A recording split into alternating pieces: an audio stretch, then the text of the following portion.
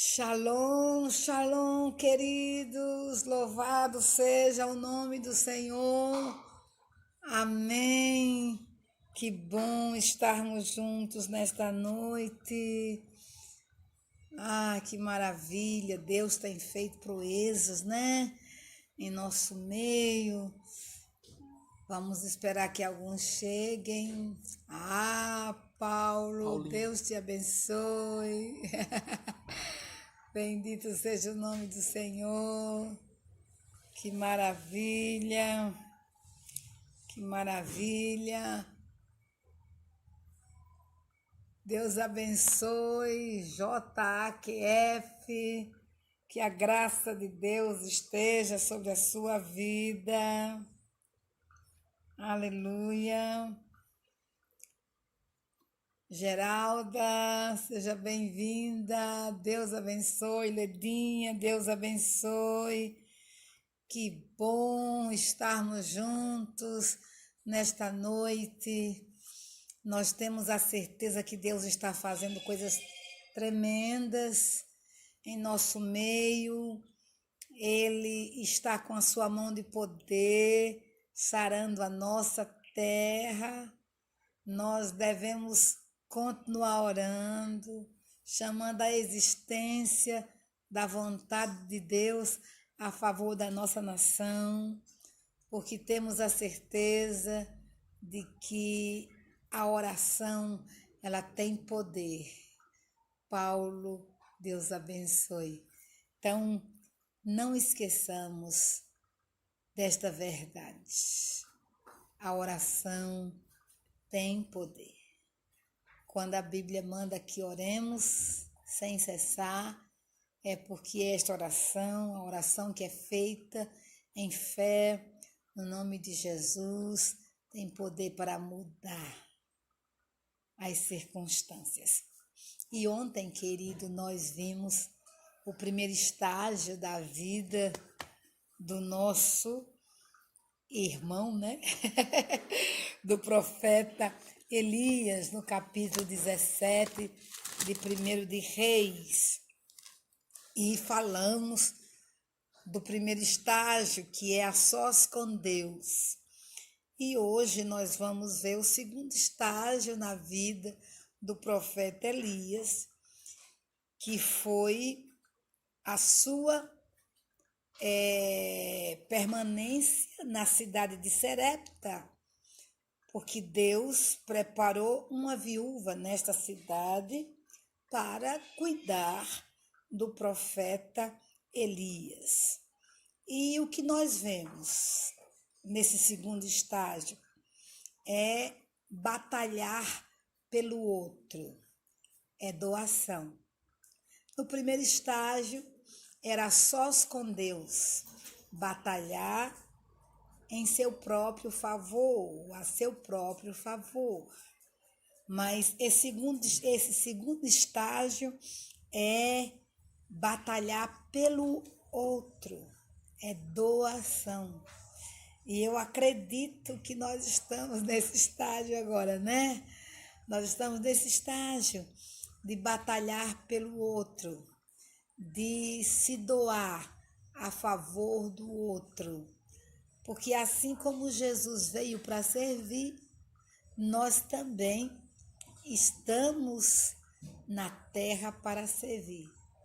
Estamos aqui para sermos canais do amor de Deus, a fim de que outras pessoas sejam alcançadas, né? E nós vamos ver aqui que a segunda fase começa no versículo 8 e vai até o versículo 24. Eu vou ler tão somente o primeiro versículo, alguns versículos que diz assim: Então veio-lhe a palavra de Yahvé dizendo: Levanta-te, vai viver em Serepta, no território de Sidom. Ordenei-lhe ali uma viúva que te sustente.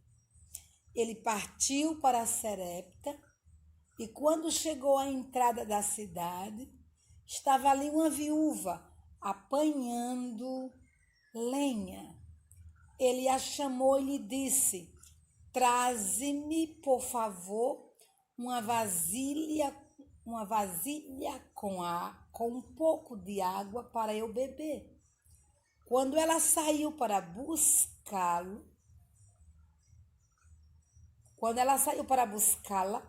ele a chamou e lhe disse: traze-me também um pedaço de pão. Ela, porém, respondeu: tão certo como vive Yahvé teu Deus, não tenho pão nenhum, mas apenas um punhado de farinha na vasilha e um pouco de azeite na botija. Estou apanhando 2 gravetos para ir prepará-lo para mim e para meu filho. Nós o comeremos e depois morreremos. Então Elias lhe disse: não temas, vai, faze como disseste, mas primeiro faze para mim um bolo pequeno e traze-o aqui. Depois o fará para ti e para teu filho. Pois assim diz Yahvé, Deus de Israel: a farinha da vasilha não acabará, e o azeite da botija não faltará, até o dia em que Yahvé fizer chover sobre a terra. Ela foi e fez conforme a palavra de Elias. Assim ela e sua família comeram durante muitos dias. A farinha da vasilha não se acabou e não faltou azeite na botija, conforme a palavra de Yahvé que ele falara por intermédio de Elias. Queridos, escutem bem. Antes do confronto com o principado de Israel, tá?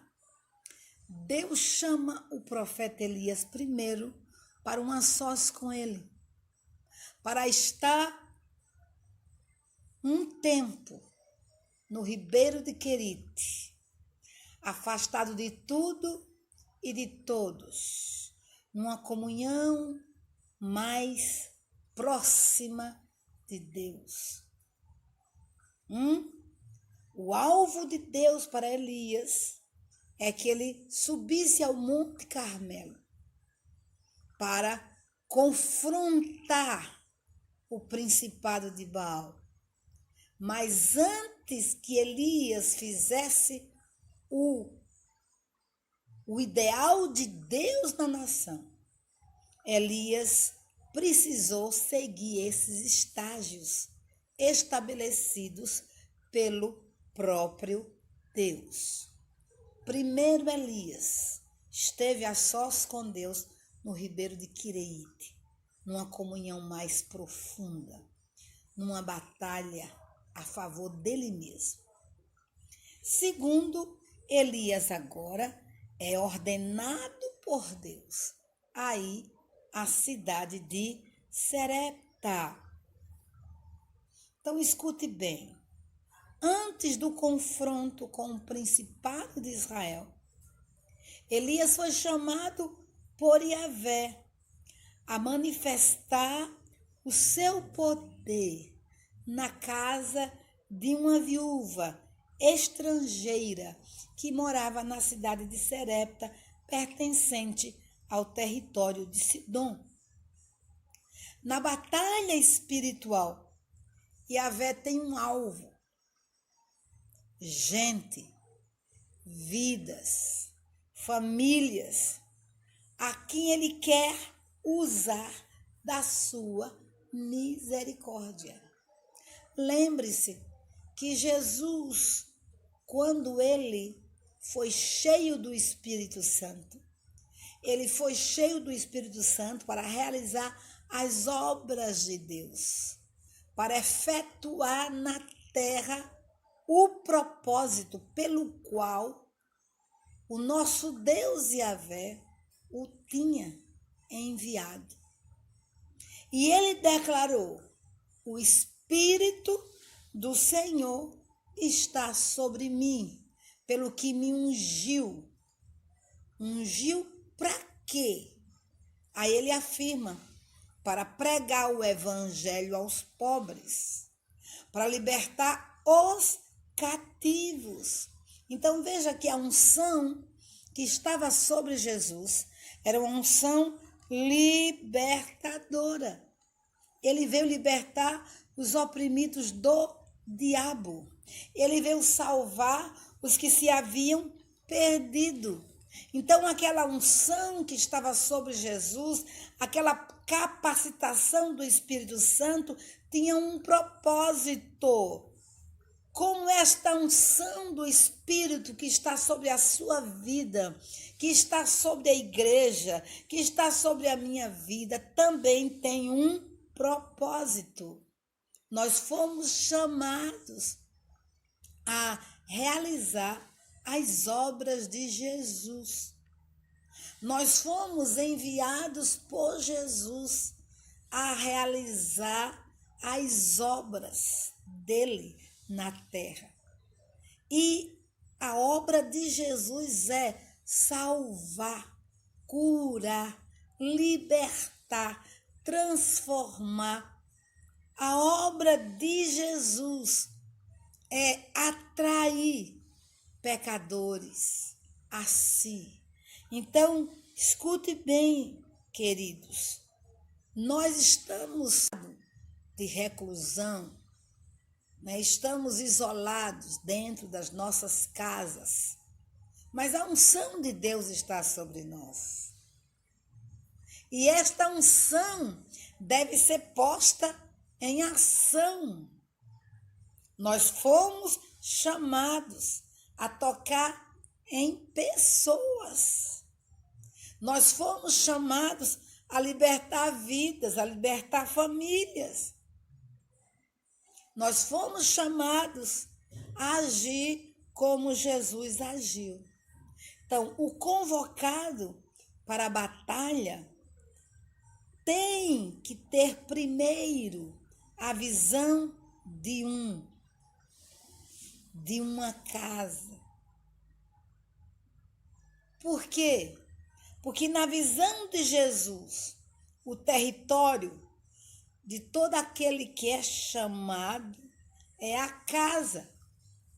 Pois da casa a luz se espalha até os confins da terra.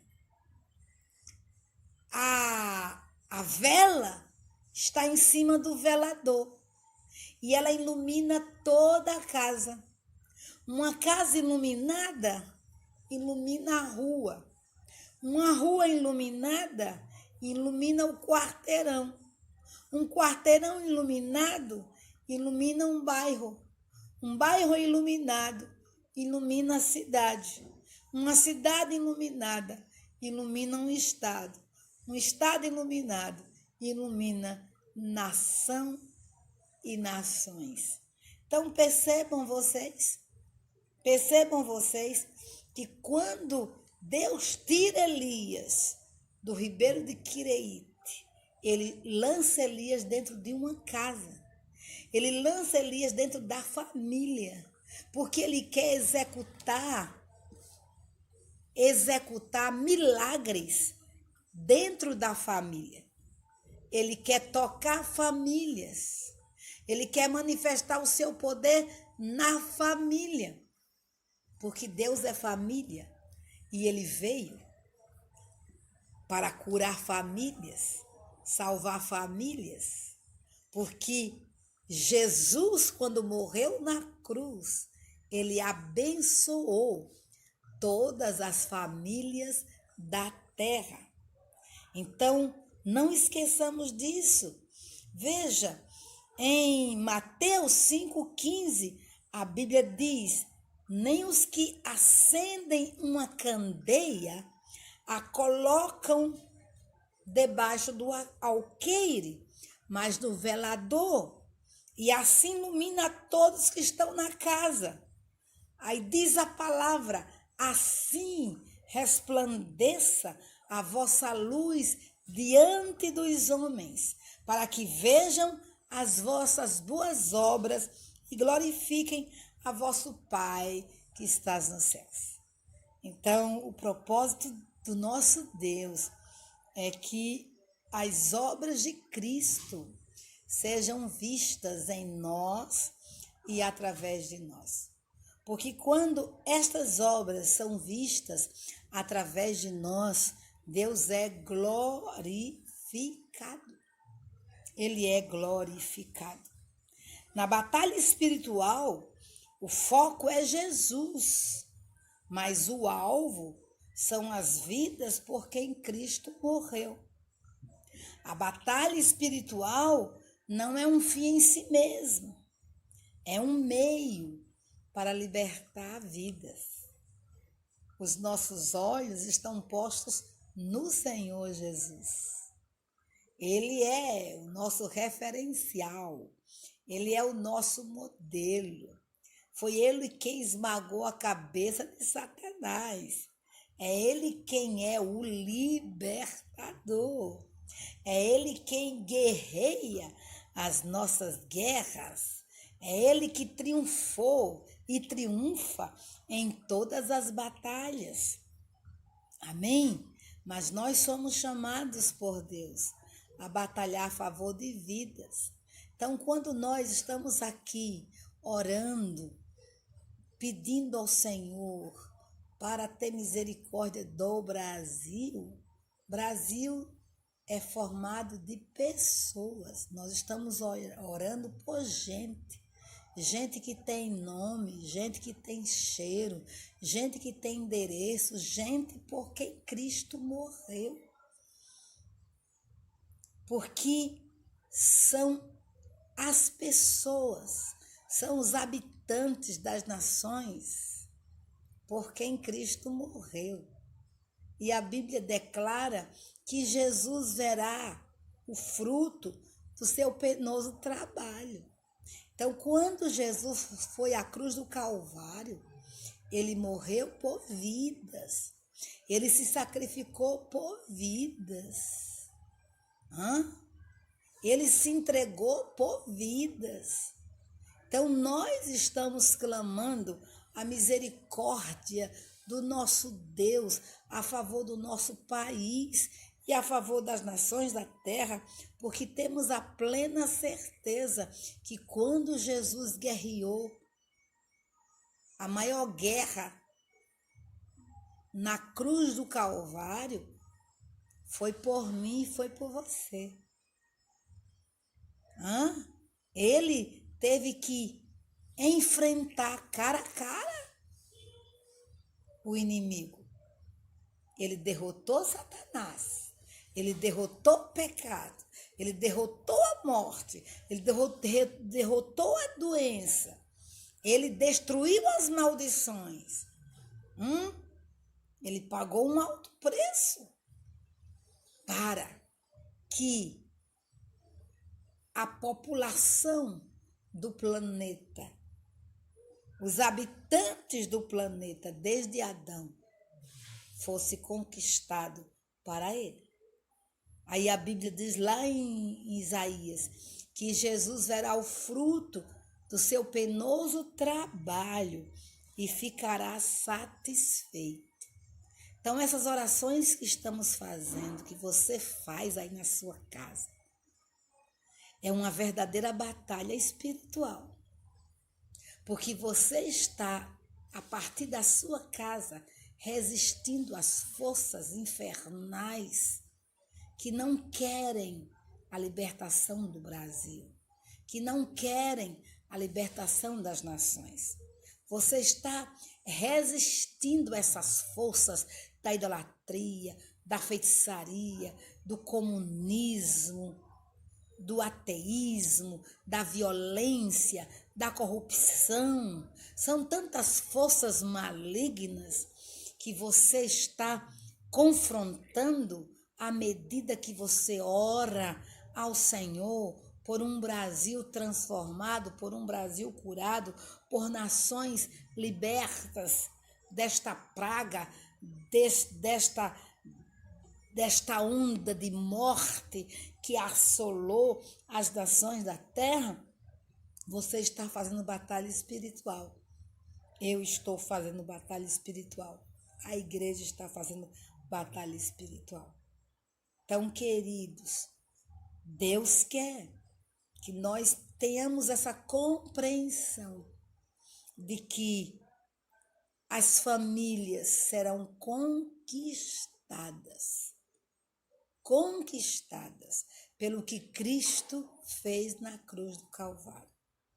Lembra da Páscoa? Capítulo 12 de Êxodo. A Páscoa foi celebrada em família. Quando a família era pequena, juntava-se a outra família para que juntas comessem do cordeiro. Tá? Deus poderia usar outro meio, outra maneira da Páscoa ser proclamada, comemorada, mas não foi assim. Ele veio para a família. Ele se revelou a uma família em Ur dos Caldeus. Abraão não era só. Abraão já era casado com Sara. Abraão já era família. E ele se revela a essa família. E ele chama, escolhe, separa esta família, para que nesta família os seus propósitos fossem estabelecidos. Sara fazia parte tanto do propósito de Deus ou dos projetos de Deus, que ela deu à luz a um bebê chamado Isaac, com 90 anos de idade. O nosso Deus é o Deus do impossível. O nosso Deus é o Deus que opera milagres. Ele, de fato, quer alcançar famílias na sua cidade. Ele quer alcançar a sua família. Ele quer alcançar todas as famílias da terra. Porque, com certeza, Jesus verá o fruto do seu penoso trabalho e ele ficará satisfeito. Por que ele vai ficar satisfeito? Porque ele terá a colheita de todas as nações. Em todas as nações, Jesus terá colheita. Colheita do Calvário. Colheita, resultado do seu sacrifício, da sua morte e ressurreição. Então, ele ficará satisfeitíssimo com a grande colheita do Brasil, com a grande colheita que ele terá na Inglaterra, na Bolívia, nos Estados Unidos, na China, no Oriente Médio, nos países árabes. Como ele terá uma colheita na Coreia do Norte. Não importa se o país é de sistema comunista, não importa se é muçulmano. O meu Cristo, Jesus de Nazaré, ele verá o fruto do seu penoso trabalho e ficará satisfeito. Ele terá a colheita que ele conquistou na cruz do Calvário das nações da terra.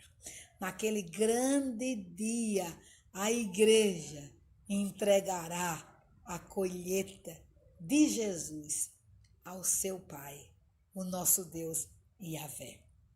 Na batalha espiritual, irmãos, a nossa fé é testada. Veja que quando Elias chega na casa da viúva, ele pede o produto mais difícil e mais caro daqueles dias. E o produto mais difícil e mais caro era a água. E Elias pede exatamente isto primeiro, água. A sua fé é testada, a minha fé é testada. Deus nos prova. Deus nos prova sim. Por que Ele nos prova? Para que nós saibamos o quanto dele nós temos. O quanto dele foi construído dentro de nós. Ele nos prova. Não é para que ele saiba se nós vamos responder positivamente ou negativamente. Ele já sabe todas as coisas, não é para que eu e você saibamos.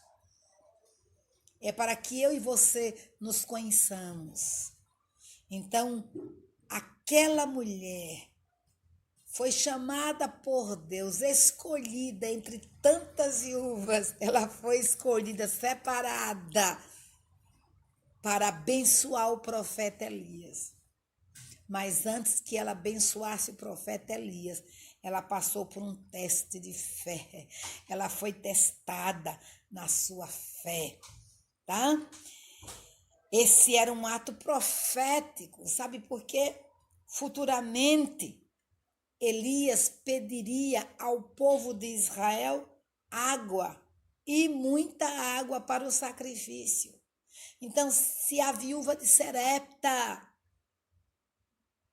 entregou água, o povo de Israel também haveria de entregar água. Então, se uma estrangeira entregou, os filhos legítimos também entregariam. Então, queridos, veja, no versículo 10, diz a palavra, e foi para Serepta. Chegando ele à porta da cidade, eis que estava ali uma mulher viúva apanhando lenha. Ele a chamou e lhe disse, traz-me, peço-te, num vaso um pouco d'água para eu beber.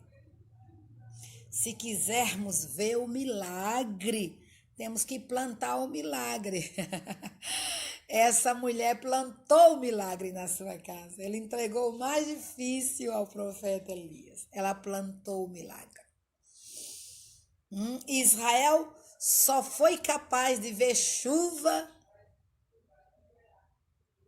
porque Israel, como nação, também plantou o milagre.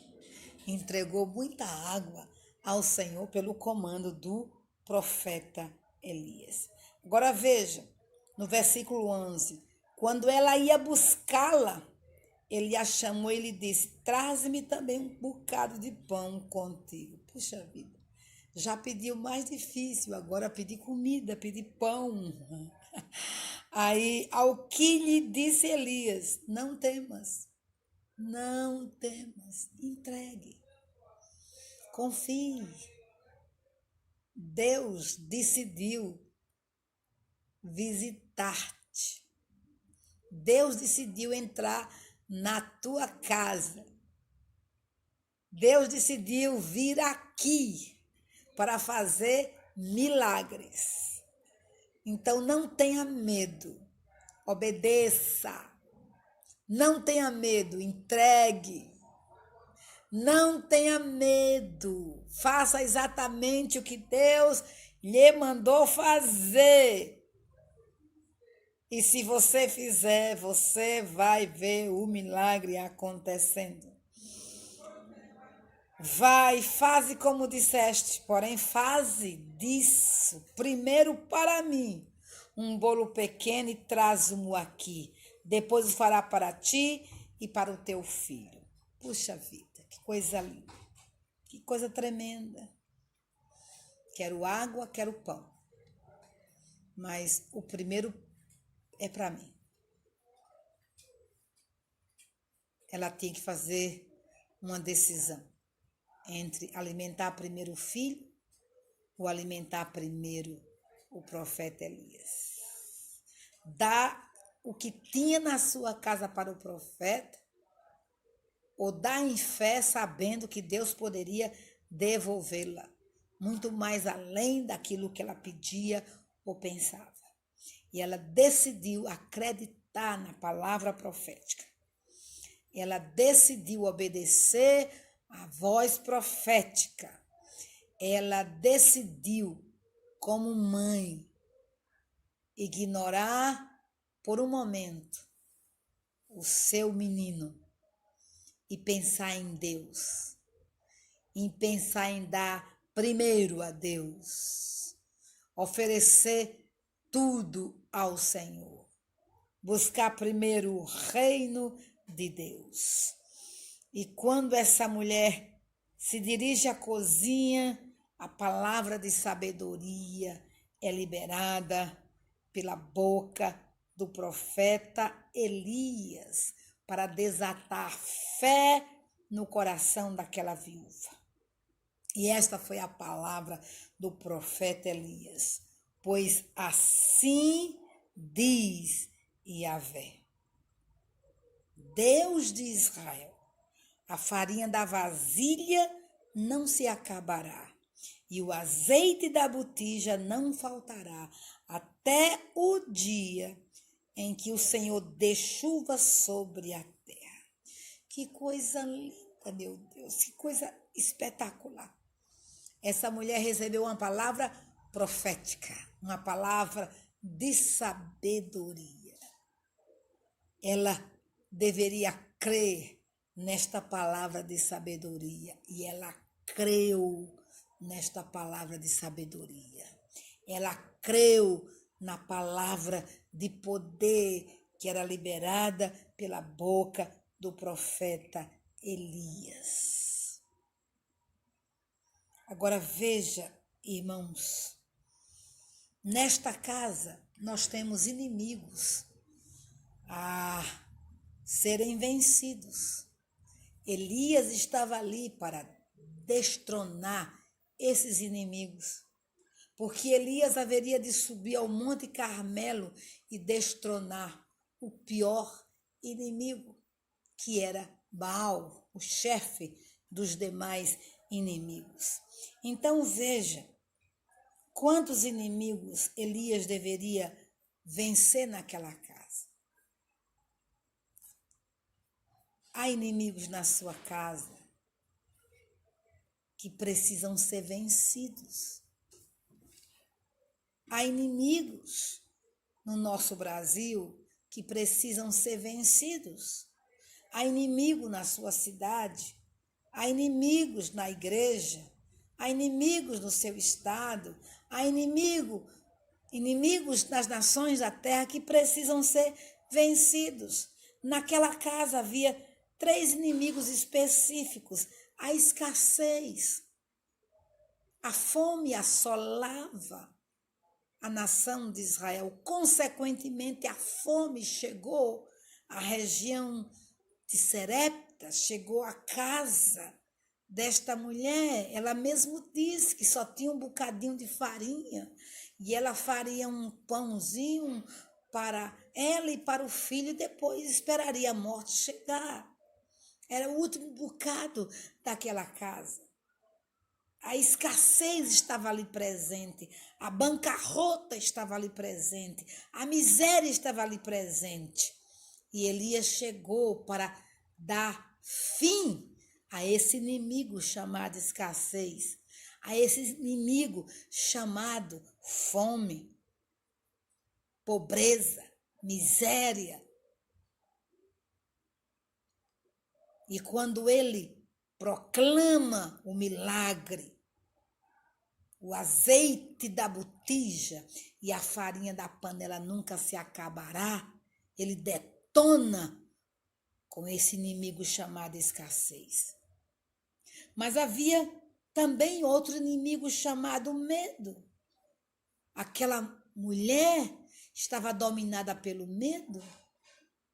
Ela era viúva. O seu sustento estava desaparecendo. Ela não tinha um marido para suprir a sua necessidade. E aquela senhora, ela tinha medo. Medo do futuro. Medo daquela situação de seca intensa na nação de Israel. Medo de ver seu filho adoecer, enfermar. O medo tomava conta daquela casa. E ali chega o profeta Elias, com graça, com unção, com autoridade, trazendo segurança, a segurança de Deus naquela casa. Porque quando aquela mulher entrega a água, entrega o pão, ela vence o medo.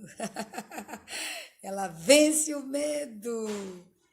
E ela exerce fé.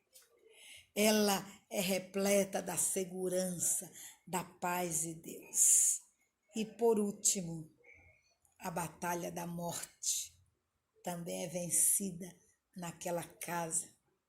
Porque quando a morte chega e atinge o seu filho, o profeta Elias se levanta na autoridade do nosso Deus, toma aquela criança nos braços, leva para o seu aposento e ali ele se deita por 3 vezes em cima daquela criança e invoca o nome do Senhor.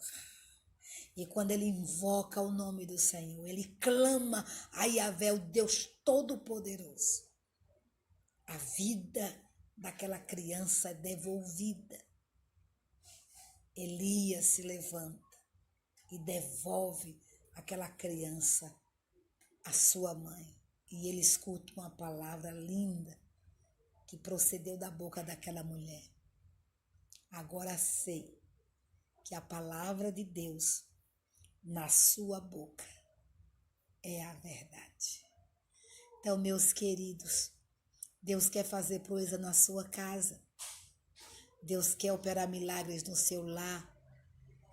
Deus não quer que os inimigos permaneçam assolando a sua família, trazendo medo, pânico, desemprego, pobreza, doença. Não importa o nome que esse inimigo tenha. Eu quero dizer para você que Jesus é rei, vencedor de todas as batalhas.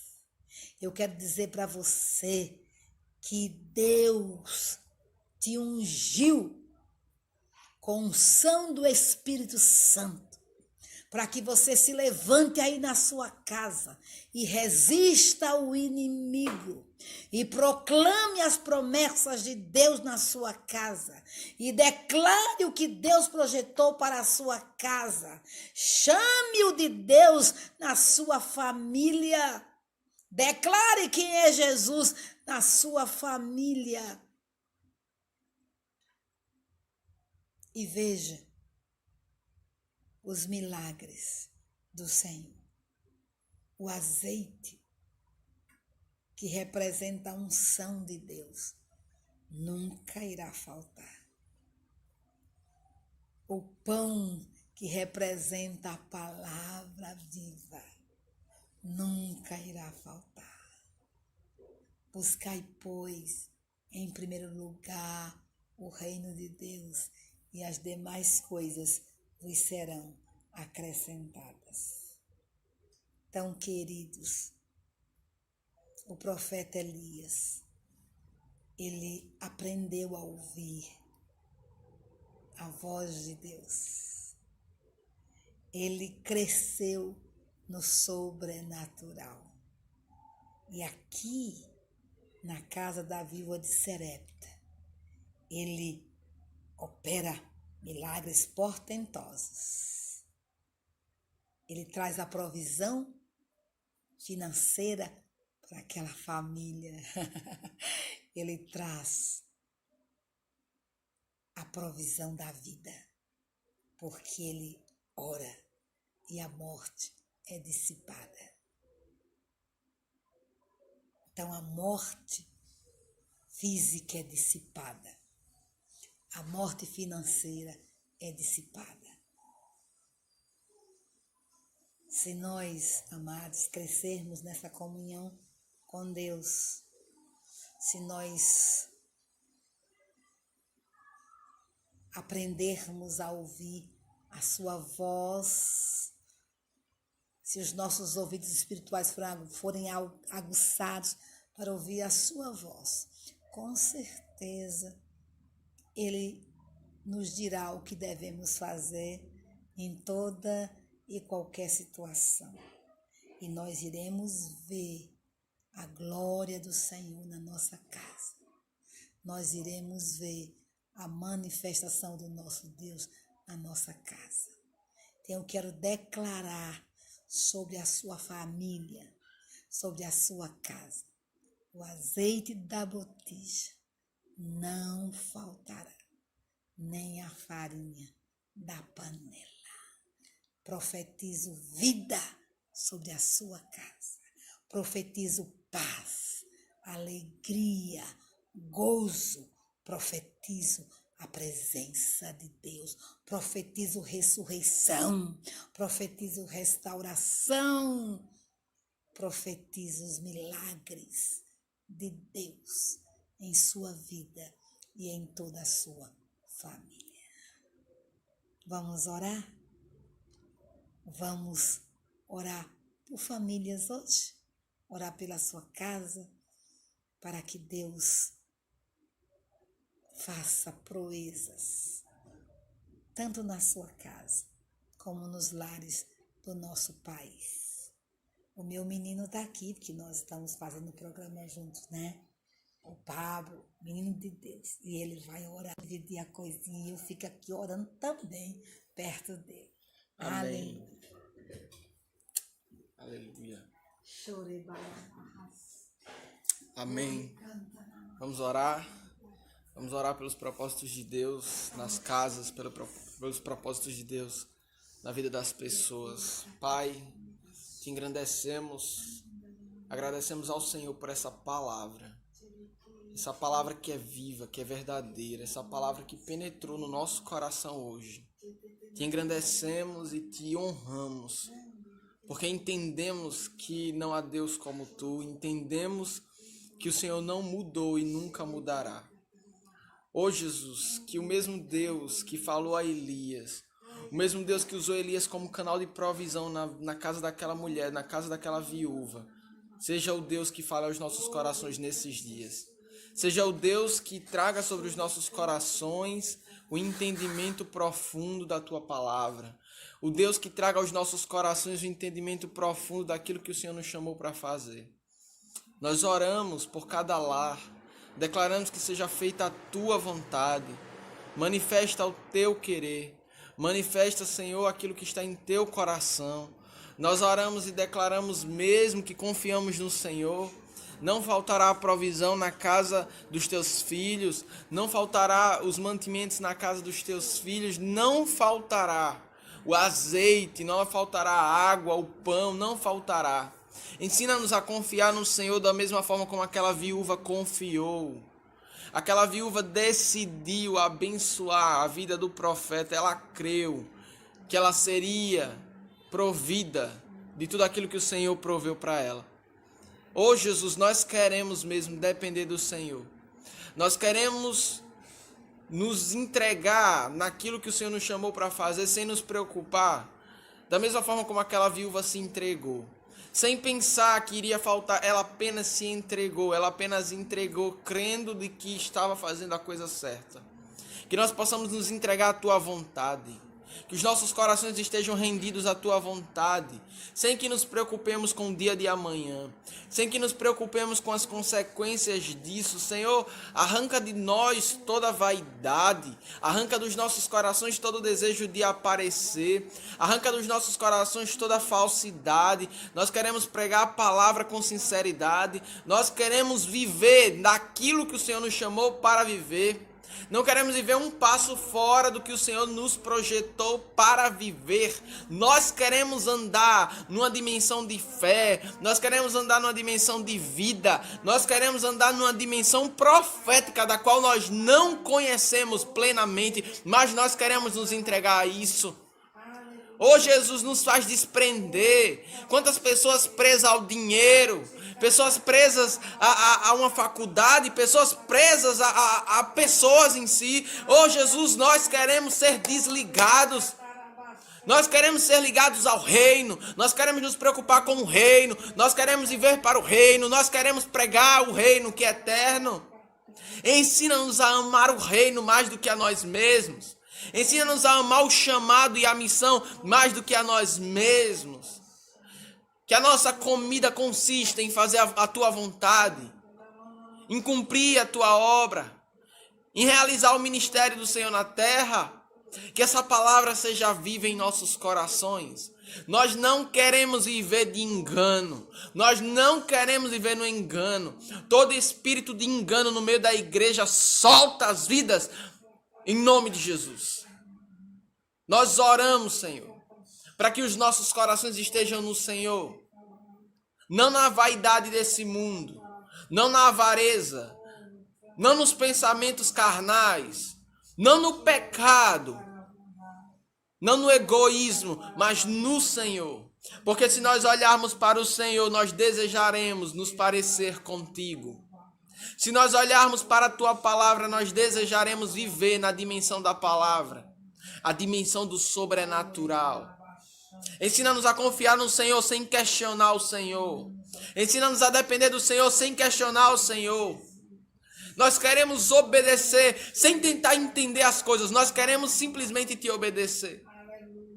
Nós entendemos, Senhor, que se muitas coisas têm acontecido na terra é porque a igreja não tem orado. O Senhor não nos levantou como juízes da terra. O Senhor não nos levantou como juízes de governo, juízes de liderança de igreja, juízes de ninguém. O Senhor nos levantou como intercessores, como atalaias. O Senhor nos levantou para poder estar com os joelhos dobrados diante do Senhor, adorando. O Senhor nos chamou para viver na sala do trono, não no átrio, não mais no lugar de confusão, mas no Santo dos Santos, onde não há separação entre nós e a tua presença, onde toda a confusão é destruída, onde o engano é dissipado, onde não há trevas, onde não há conflitos. É nesse lugar que nós queremos estar, Senhor. É nesse lugar que o nosso coração precisa estar, linkado, aliançado no Senhor.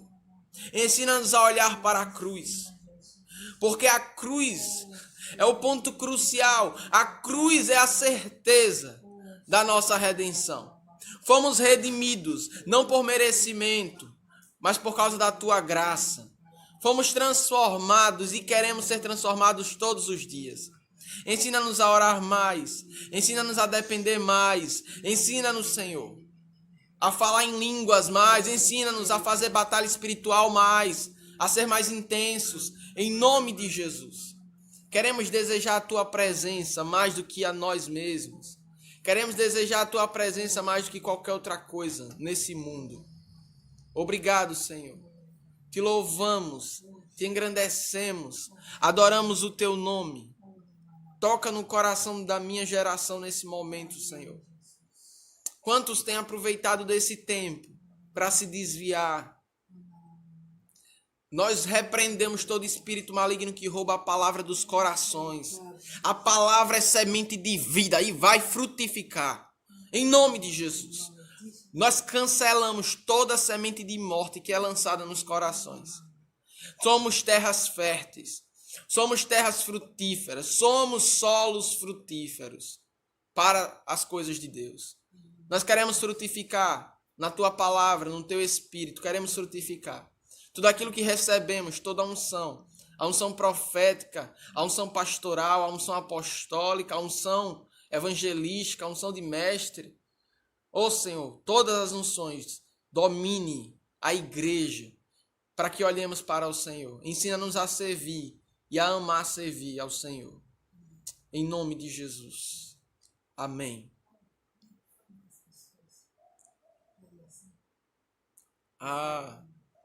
Que Deus abençoe o pessoal que entrou. Muita gente foi entrando e a gente acaba não tendo conseguindo ver. Deixa eu ver. Vanessa, Deus abençoe. Acho que é Juliara, Deus abençoe.